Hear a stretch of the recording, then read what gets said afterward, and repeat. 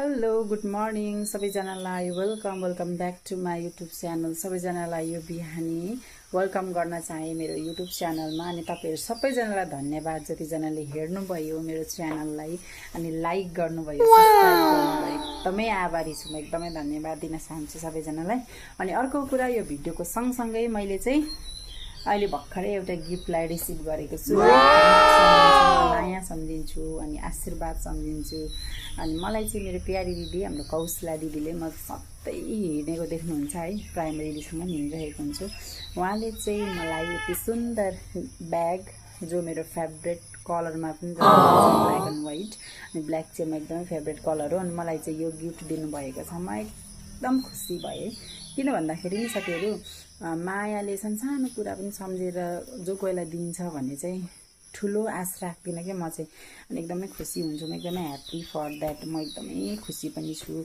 अनि यहाँ हेर्नु न, मलाई चाहिँ यो ब्याग चाहिँ सङ्गतिमा जानको लागि, बाइबलहरू बोक्नको लागि, अब सानो टेक्स्ट बुकहरू, पेनहरू बोक्नको लागि एकदमै आवश्यक थियो नि त होइन।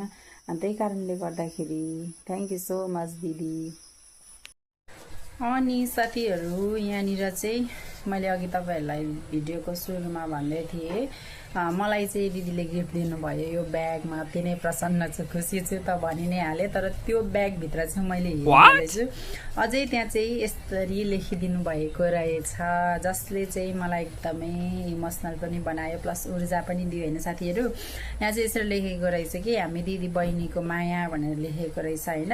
अनि यो साँझ रन्जेलसम्म कहिले नछुटोस्, परमेश्वरसँग यही प्रार्थना छ मेरो, गर्छु म भनेर चाहिँ लेख्नु भएको रहेछ। अनि म चाहिँ एकदमै खुसी भएँ। अनि विशेष गरी चाहिँ साथीहरू, आज म चाहिँ बाहिर फेर कतै पनि गइनँ होइन। अन्त नर्मल्ली मैले आज यसरी नै यो टपिकमा नै रहेर भिडियो बनाउने कोसिस गरेँ। साथीहरू कस्तो छ होइन, तपाईँहरूले पनि प्रतिक्रिया दिनु होला। आफ्नो लाइफमा हुन्छ नि त, आफ्नो एक्सपिरियन्सहरू हुन्छ कि कसैले के गर्यो के गरेन भन्ने कुरा भन्दा पनि आफूलाई माया गर्ने व्यक्तिहरूले चाहिँ त्यसरी सानोभन्दा सानो चिजहरू दिँदा पनि आफूलाई चाहिँ एकदमै स्पेसल ठानिन्छ क्या, एकदमै खुसी पनि हुन्छ, एकदमै आफूले आफूलाई प्राउड गर्नुपर्ने ठाउँ पनि रहन्छ। त्यसैले गर्दाखेरि चाहिँ म चाहिँ अहिले चाहिँ एकमुष्ट रूपमा धन्यवाद दिन चाहे मेरो प्यारी दिदीलाई।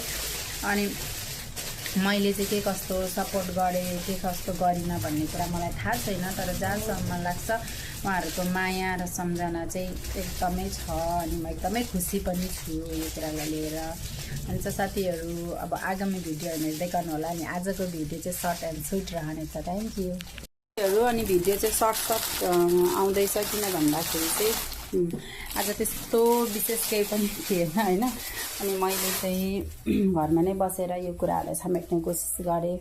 अनि सबैलाई धन्यवाद दिन चाहेँ। अनि त्यहाँबाट तपाईँहरूले पनि फुल सपोर्ट गरिदिनु होला मेरो भिडियोलाई, लाइक कमेन्ट सेयर अनि सब्सक्राइब गर्नु होला जतिजनाले गर्नुभएको छैन भनेर भन्न चाह्यो। अन्तिममा चाहिँ thank you so much every one.